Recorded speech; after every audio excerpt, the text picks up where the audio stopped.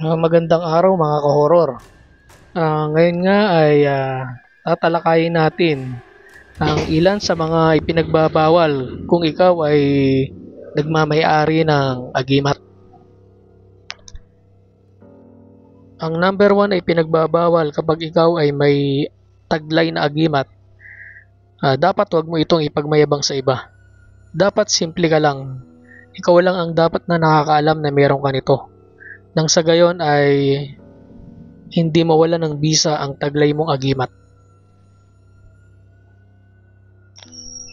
Ang ikalawa namang ipinagbabawal mga ka-horror, kung ikaw ay may agimat, ay huwag na huwag mo itong ipapahawak sa iba sapagkat maaaring mawala ng bisa o manghina ang agimat mong taglay.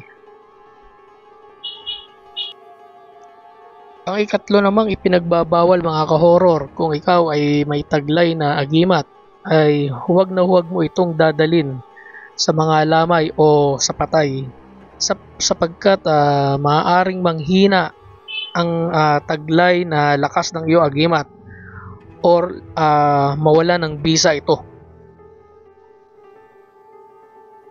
Sa ikaapat naman ay pinagbabawal kung ikaw ay may agimat o anting-anting mga ka-horror, ay huwag na huwag mong dadalin ang iyong agimat kung ikaw ay dudumi o mag-CCR sapagkat ang pagdumi o pag-CR kapag dala mo ang iyong agimat, ito ay manghihina or posibleng mawalan pa ng bisa ang agimat mong taglay. Ang ikalima namang ipinagbabawal mga ka-horror, kung ikaw ay nagmamay-ari ng isang agimat, ay huwag na huwag mong kakalimutan itong hubarin kung ikaw ay makikipagtalik sa iyong mahal sa buhay. Sapagkat ang pakikipagtalik na suot-suot ang agimat ay nakakahina ng bisa ng agimat o maaaring mawala ng bisa ang agimat mong pagmamay-ari. Ang ika-anim naman ay pinagbabawal mga ka-horror, kung ikaw ay nagtataglay ng agimat, ay huwag na huwag mo itong dadalin sa sementeryo sapagkat kapag ang agimat ay dinala sa sementeryo ay humihina ang bisa nito o maaaring mawala ng bisa ang agimat mo.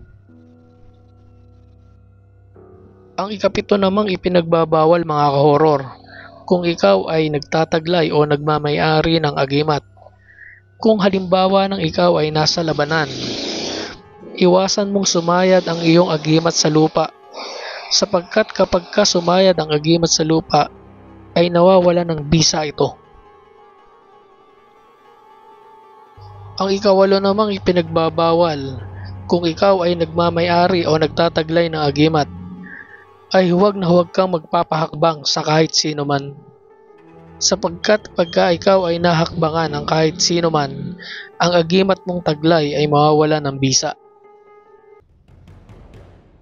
Ang ikasyam naman ay pinagbabawal mga ka-horror, kung ikaw ay nagmamay-ari o nagtataglay ng agimat, ay huwag na huwag mo itong dadalin sa mga lugar ng may makamundong gawain tulad ng beer house, motel at iba pa. Sapagkat ang mga ganitong lugar ay sadyang nakakapagpahina o nakakapagpawalang bisa sa mga agimat nating taglay. Ang pang-sampu namang mga ka-horror na ipinagbabawal, kung ikaw ay nagmamay-ari o nagtataglay ng agimat, ay huwag na huwag mo itong gagamitin sa maling paraan sapagkat ang mga agimat ay nakatakdang gamitin lamang sa mga mabubuti at makakatulong sa kapwa. Kaya kung ito ay gagamitin mo sa maling paraan, ay tiyak na mawawala ng bisa ang agimat mong taglay. At yan nga mga ka-horror, ang 10 ipinagbabawal kung ikaw ay nagmamay-ari ng agimat.